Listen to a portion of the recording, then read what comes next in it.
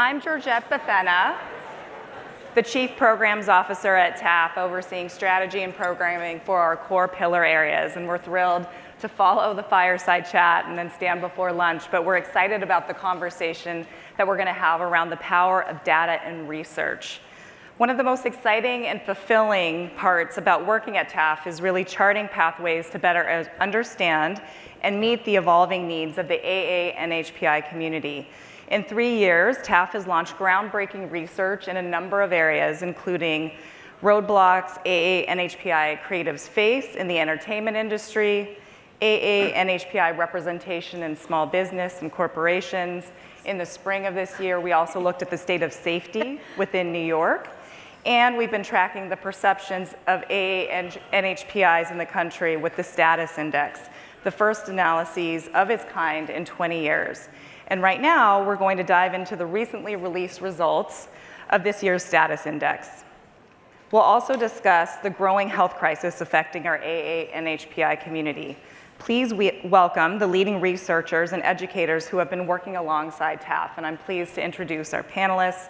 We have Dr. Russell Jeung, Professor of Asian American Studies at San Francisco State University, Dr. Jennifer Lee, the Julian, Clarence, Levi Professor of Social Studies at Columbia University, and Dr. Cindy Liu, Assistant Professor at Harvard Medical School. Please help me welcome them.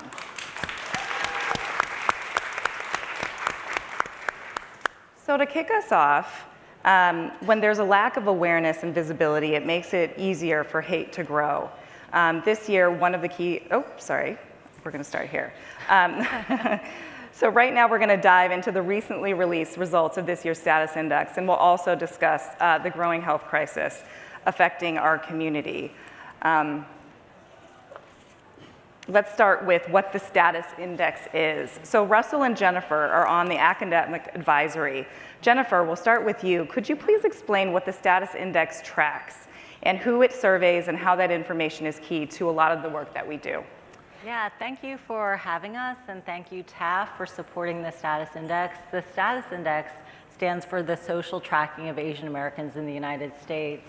It's the only nationally representative multi-year annual survey focusing on Americans' attitudes towards Asian Americans and Native Hawaiians and Pacific Islanders.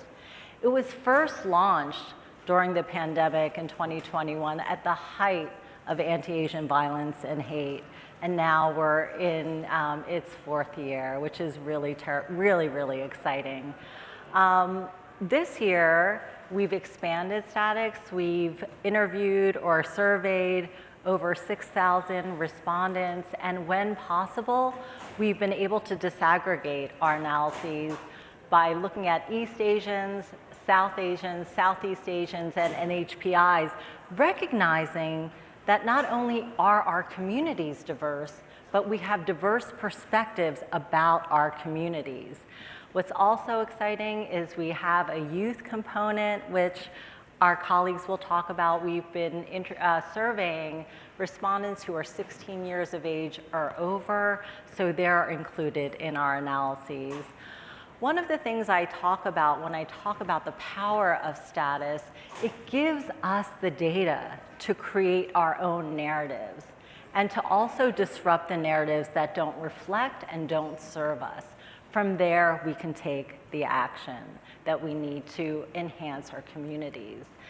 As a member of the Academic Advisory Committee, I know I speak for all of us when I say it's really thrilling to see the data produced from the STAATUS Index used by the media, used by our community organizations, used by our students, used by policymakers to help educate and inform and make evidence-based decisions to serve our community. So Russell, just as a follow-up, I know that it's staggering to really reflect upon how much Americans know or don't know about our community. So every year the STAATUS Index surveys how much Americans know about AANHPI public figures. Explain what this year's results revealed. Okay, well, thanks, Georgette. And I actually like to second Jennifer's thanks to TAAF, to Norman, to the board, and especially to Matt and Sruti, who helped with the research.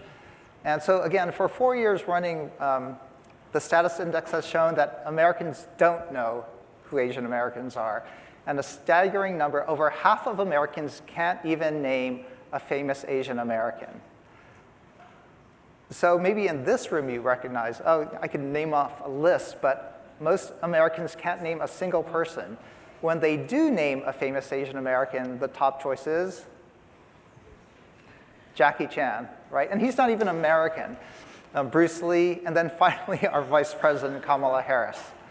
Similarly, people can't name who Native Hawaiians and Pacific Islanders are. They can't name who would be a famous one, but if they do recognize one, it would be The Rock, or Barack Obama is named as a famous Pacific Islander. So what the status index reveals is that we have to create our narratives, like Jennifer said, because Americans usually don't know who we are. They don't understand us, they don't see us, and that leads to a lot of ignorance, that leads to a lot of fear and hate. So when there's a lack of awareness and visibility, it makes it easier for hate to grow. And I think, one of the reasons that TAAF was really established was to combat anti-Asian hate and increase safety in our communities. So this year, one of the top key line results is Americans don't think hate towards Asian Americans has increased. But Asian Americans disagree. I think many might think it's waned since the pandemic. And 1 in 3 report that they have been called a racial or ethnic slur. So I will go back to Russell. Not only are you a professor of Asian American studies, but also you helped found Stop AAPI Hate during the rise of attacks that we saw against Asian Americans. What does the status report reveal about what is fueling the hate against AANHPIs right now? And are there any differences from a couple years ago to where we are now? Yeah, sadly, I've been studying hate far too long now, and it is a sort of a depressing state.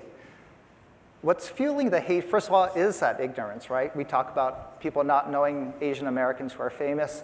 That ignorance, especially during the pandemic, the ignorance about the disease, seeing it as a Chinese virus, research has shown that people who were more ignorant or had conspiracy theories were more likely to be prejudiced against Asians. So fear, lack of knowledge, fear of the disease led to hate. But what research has really found is that political rhetoric has legitimated that hate. It unleashed the hate. It exacerbated the hate. And politicians use fear because it works, right? It's a good way to motivate people. It's a good way to mobilize their base. And so politicians in Asian American history have long used fear, fear of economic competition, fear of national security, fear now of campus protest even, to again scare their base and get them out to vote.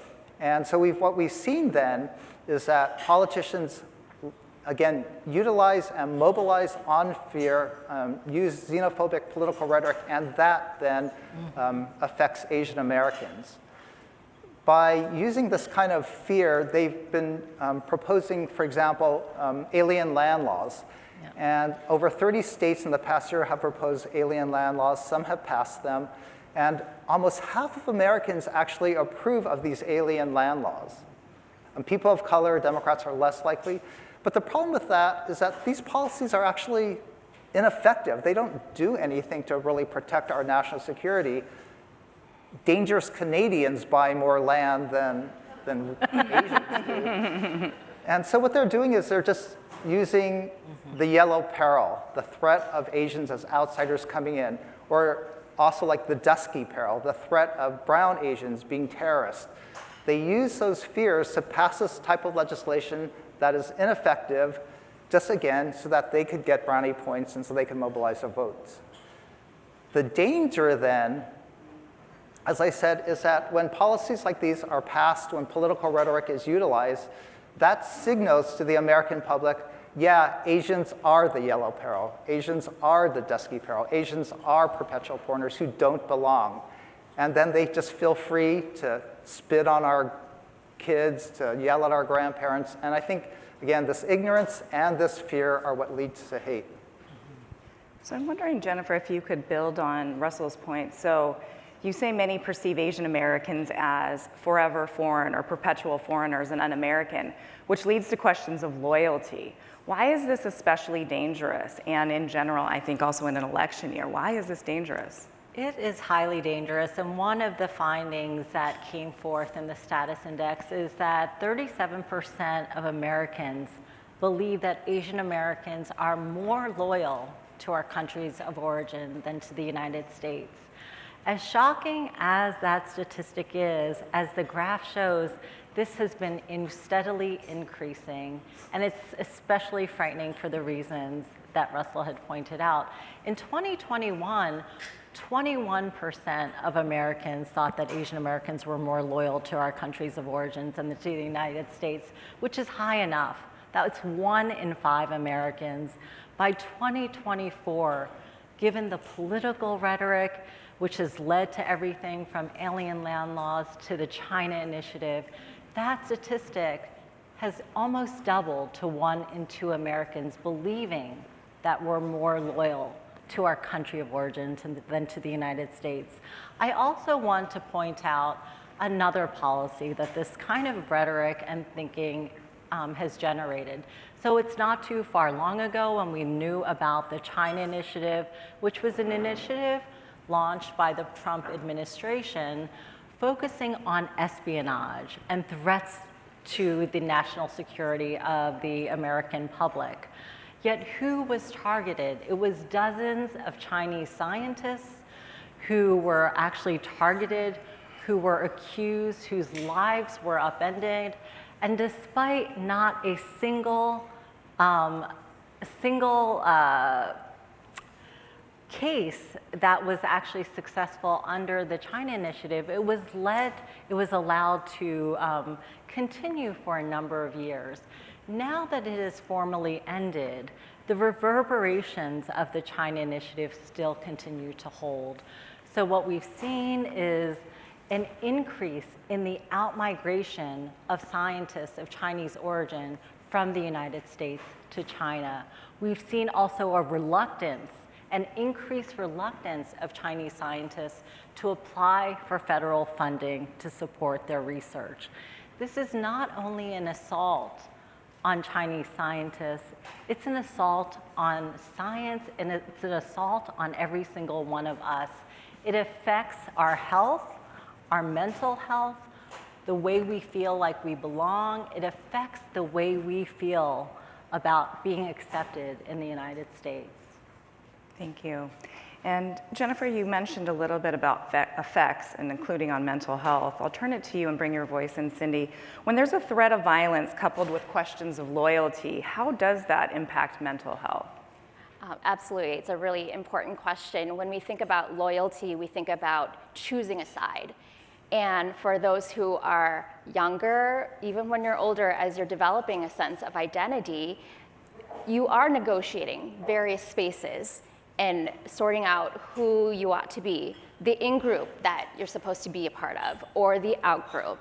And this concept of the perpetual foreigner directly impedes the development of having that sense of a healthy development, a sense of belonging, and we know from data that identity is so tied to mental health and overall health outcomes.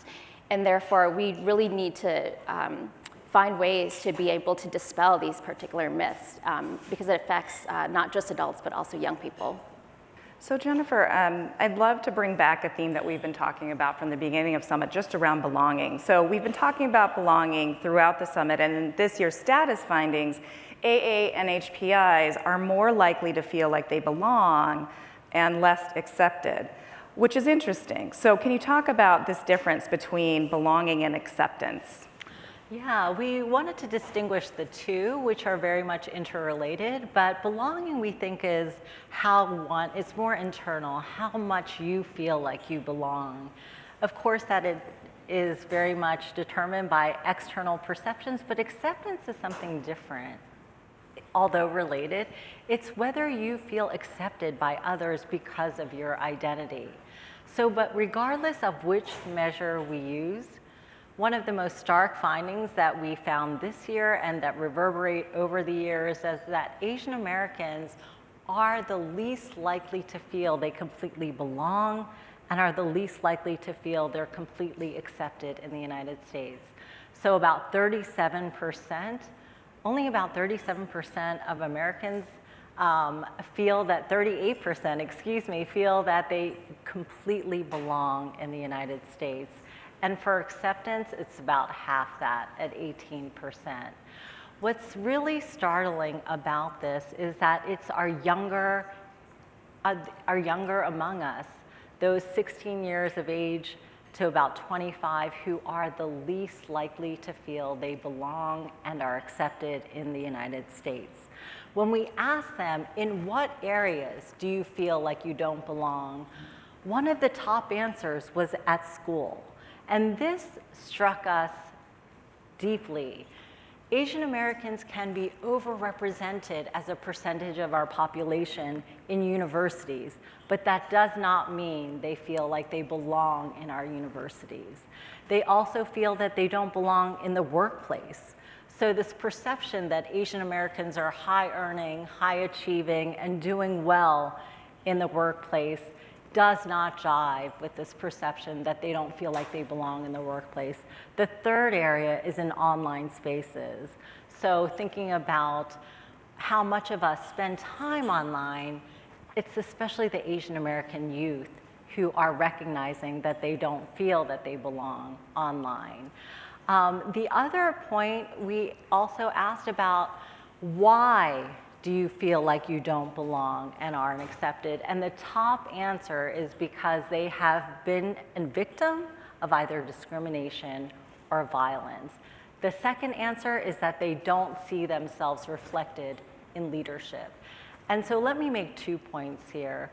For the first, it's important to critically point out, and this very much resonates with what Russell said, we are visible as targets as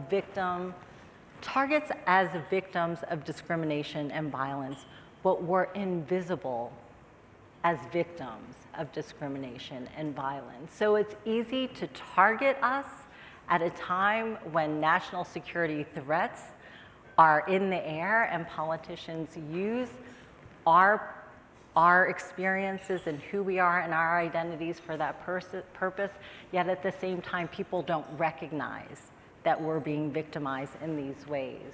The second I wanted to point out is the point about leadership. I look at this room and it is astounding to see the number of leaders in this room, but many people are not seeing that. The other thing I would like to make a plug for, and I think many of us would agree on this point, we would like to see our histories, our experiences, and our narratives reflected in our curricula, not only in K through 12, but also in universities. So let me just give you a statistic. Only 2% of US colleges and universities that are 4-year have an Asian American Studies program. 2%. There are many of us who are working hard to change that. I see April Yee in the audience and many others who are working to make sure that the research on the study of Asian Americans is a part of American curricula and a part of university curricula. I hope you'll join us in this effort. So I want to bounce off of one of Jennifer's points about feeling the lack of belonging, the lack of acceptance. It's sort of valid. I talked about the fear. The fear of Asians is actually, I talked about the fear of Asians as a threat is sort of unfounded, but the fear that Asians have about being victims of discrimination is actually the legitimate. And so one of the data points that STAATUS Index found out that over half of Asian Americans feel unsafe because of their race. That's similar to other people of color. So it's just chilling that our kids are growing up in this, even though they're supposedly the model minorities, they don't feel safe in schools or on online spaces. I think about a real high number, 2 out of 5 Asian Americans believe they're going to be victims of discrimination. And actually, that's a valid fear. And so the STAATUS Index findings really reveal that this is sort of a climate now where that's concerning, a climate of fear that we need to learn to dispel. And something that we here in this room can really do something about. And Cindy, is there anything you would like to add to this discussion on acceptance and belonging? Yeah, what I wish to say is that data is so powerful, and just seeing these numbers are so compelling. And as a researcher, I like to have something where I call it the 3 R's, that research reveals realities. And quite frankly, we're not represented in data at all. And with respect to belonging and identity, these questions are being asked here in the status index, but they don't get asked very often at all.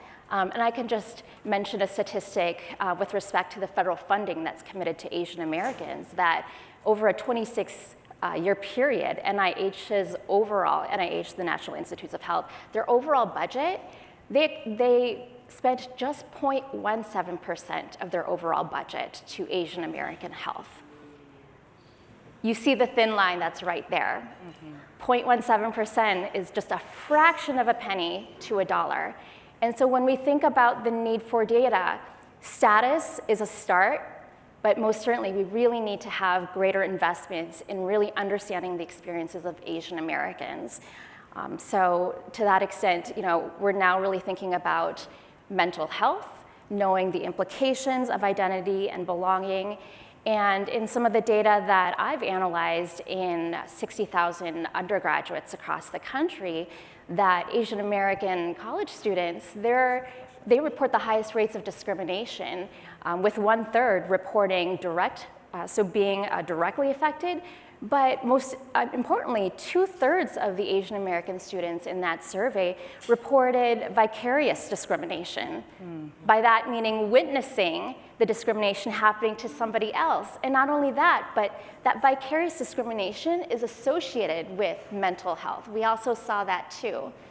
Not just in Asians, but in everyone's psychological experiences. And so by that, when we think about anti-Asian hate, we're not really advocating just for Asians, but we're also needing to recognize the fact that it's having this pervasive effect on everyone. And so vicarious discrimination, you can also think of it as a secondhand effect of what's taking place right now.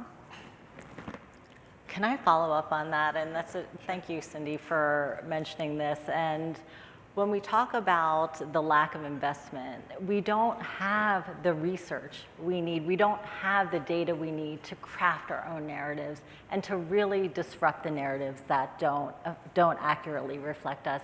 We also can't inform policymakers about what the right steps are and what our communities need. This is why the status index fills a critical hole that is sorely needed, but this should be the start. This is the foundation and it's a base, but there's so much more research that is needed. And to follow up on the point about health and mental health, when I think about belonging and acceptance and the lack of feeling like you belong for our youth, those who are 16 years old, those who are in high school, those of whom are in college, as Russell said, they're perceived as the model minority. But suicide is the leading cause of death among our Asian American youth. This is something Asian American, Native Hawaiian, Pacific Islander. We have a mental health crisis on our hands. And it's not enough to say parents need to do better or parents need to shift their parenting styles. We need more data, more research in order to understand what the narrative is, to understand how we can guide policymakers and work with our communities so that we don't have to share that statistic next year and the years to come. So thank you for the natural transition. I mean, children and teens clearly are especially affected by feeling like they don't belong and are suffering from a mental health crisis, and that's why TAAF is really committed to this kind of work. But for Cindy, you're on the advisory committee for TAAF's ongoing AAPI Youth Mental Health Study, and it's the first nationally representative study of its kind. Please tell us more about the research.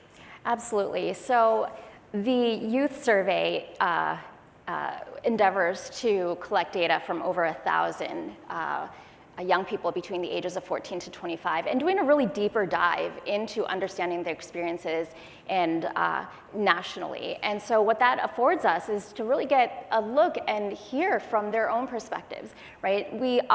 Adults often speak on behalf of youth, but we wanted to hear directly from them. And so we're really excited to be able to conduct this work. And one thing that I think is important is that youth are underrepresented in terms of a population. And what we understand from youth is that they really want to share.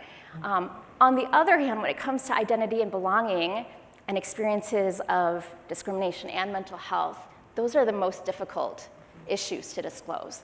So surveys and inquiring and doing research on mental health is really tricky, right? Because we're essentially asking people to disclose things they don't want to disclose about necessarily, and yet this generation is saying, we might be actually more open to that more than you think. And it sort of depends on the space. So I think about the youth that I work with. We have a project called the BOBA Project that's funded by NIH, where we're really trying to understand how teenagers and parents talk about sensitive topics such as identity or mental health if they wish. And what's fascinating in our initial data is the fact that a lot of them don't ever talk about this. And so while we get this data through STAATUS, individual report, and while we're endeavoring to try to get this from youth, again, individual report, how are we able to try and get conversations to take place in families? And what I see is that teens really want to be understood by their parents. That's something that they really desire for and express. And parents, they often say, I just want to have a closer relationship with my child, especially during the teenage years as they're really moving towards independence and moving out in the world. And so they share the same goals. And yet, where's the space for them to be able to meet each other and to be able to understand each other's experiences? And so we're trying to do that in the BOBA project. So facilitating conversations and not just talking about it, but really understanding each other and developing a perspective taking, developing empathy, that's a start for which I think we would really like to help be able to sort of provide guidance to families and communities. And just as a follow-up, Cindy, what have you found in terms of effectiveness of helping both parents and young people open up about challenges with mental health? I mean, as a parent of 2 young sons and one is a freshman in high school, I know that there's a lot of peer pressure and a lot of challenges that they're trying to navigate as young adults. And just from your research, is there anything that you can impart with the audience just around what we should be thinking about? Yeah, mental health campaigns, addressing stigma, all of that has been really effective. And we believe that that's actually part of the reason for which we see some of increased rates in mental health endorsements, due in part to the fact that people are more willing to share that maybe at an individual level. But again, when it comes to speaking and disclosing, that's really challenging. And so we're really trying to find ways to essentially make it easier to talk about these things. Could families start to model that vulnerability? Could parents start to do that? And in thinking about just in Asian culture, right, there is a hierarchy.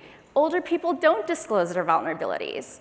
They have a role, their role is to be an authority, an elder. And so, we have to also think about our cultural values and to what extent that might impede in the way that we have a discourse about mental health and how we actually model that disclosure to each other. But I think we have a long ways to go, and quite honestly, we really do need resources to be able to figure out how to make that really doable. How can we help families go, yeah, I think we can try that in our family, and having sort of an open mind towards doing that. Can I tell a little anecdote about that? My class in Asian American Studies, we were reading Jenny Wong's Permission to Come Home. And the students did a presentation, and they asked each other, what do you wish you could talk to your parents about? And it was really telling. My class was majority male, and about a third were issues of sexuality and their dating life. A third were, being able to talk to their parents about their major and wanting to change careers, and a third other. And so it was just sort of moving. And then my students asked each other, what do you wish your parents taught you about emotions? Mm-hmm. And then, so they type in anonymously, and you could see the answers come out on the screen. And again, their answers started off with, it's okay to. It's okay to cry. It's okay to be angry. It's okay to be sad. These, again, this is my class of like 70% male, and we all sort of we sat around and looked at each other, and it was a powerful moment that we need spaces as Asian Americans, multi-generationally, intergenerationally, to be able to talk about these things, to explore it. And again, I think parents and kids want to. We just need models of how to do it well. And I'll also say, too, that there's something functional about not talking about it, right? I think that it is a coping mechanism for so many of those in the older generation. And so there we're sort of running up against sort of something that's really functional for them and yet not functional for the subsequent generation. I think there's a lot of work to be done in trying to figure out how we can meet in the middle. Wonderful. So Russell, tying it back to the status index, what opportunities are there to build belonging for everyone and anyone in the AANHPI community? Yeah, well, the good news is, I'm a fear monger and trying to instill fear among you. The good news is the majority of Americans do want to interact more with Asian Americans and get to know us. So beyond loving our food, they want to know us. So 60%, that's the top way to dispel racism or prejudice. It's just social contact interaction. Another good data point is that 60% of Americans want to be better educated about Asian Americans. And again, that speaks to having ethnic studies curriculum in our schools, mandates, requirements, standards that are to include our histories, to include our narratives, to include our issues. So that's good news, especially in, there's a lot of movement, a lot of legislation for anti-woke, anti-diversity. So I've been banned from several states from just talking about race. But again, 60% of Americans want more education about Asian Americans. And then lastly, the third top ways to address the hate was to have more Asian American representation, either in elected office or in Hollywood. So if you want to run for office, we encourage you to do so. If you want to make a movie and join Steve, then Americans want that as well. Can I follow up on something Russell said? Part of the status index, what it does, again, it gives us the data to disrupt narratives. And one of the narratives that I think is really important to disrupt is how Americans see us. Do Americans see us as more similar to white Americans or as people of color? What's fascinating about this finding year after year after year is that the majority of Asian Americans see ourselves as people of color. The majority of white Americans, on the other hand, see us as more similar to white. And when you look at who among the white population feels that we're more like whites, it is Republicans, it is older white Americans, and those who lean more Republican. Yet when you think about who has the power to control the narratives about our population, it's those who feel that we're similar to whites, who feel that we are the model minority, that we are not victims of discrimination, who do not see the violence against us. And so this is why the status index winds up being so critical in disrupting that narrative. Yet again, what's fascinating, the majority of Asian Americans see our status as closer to people of color than to white Americans. And this has been consistent since we've asked this question in 2021. Wonderful. And any final comments? Yeah, I focus on youth, so just really the implications of these perceptions on youth, we still really don't know. And quite honestly, this next generation is going to be far more multiracial, right? And so it's not going to be a black-white dichotomy and where do Asians fit in. It's going to be really much more nuanced and complex. And what we also know, too, with respect to health is that multiracial, those who are multiracial have the worst outcomes when it comes to health across the board. And so as we think about investing in Asian health, we also have to consider those who are of mixed race. There's just so little data on that right now that I can barely say anything other than that there's a lot of disparities. Well, I just want to send a heartfelt thank you to our panelists here for giving us more insight. we learned more about the status index and also the pressing challenge and issue around mental health generally, and also with our young people. So if you're interested in reading, and I do encourage you in reading the status index report, please go to our website at taaf.org. We're also excited to announce that TAAF and the Committee of 100, along with the New York City Anti-Hate Collaborative, will be launching a new online database to help report and track incidents of hate and bias toward Asian Americans, Native Hawaiians, and Pacific Islanders in New York City. So the database will reside at AAPIHateTracker.org and will be live by mid-May, so in a couple of weeks. And our goal with this is to create an accurate and up-to-date database where our partners are sharing hate and bias incidents to help inform solutions and to bring an end to AAPI hate. We've talked about the important role that data plays to help us understand the baseline and then how we can better help and support our community. And anyone who feels that they are a victim of AAPI hate or bias in New York should submit an incident report, which will be analyzed and also shared via a public dashboard.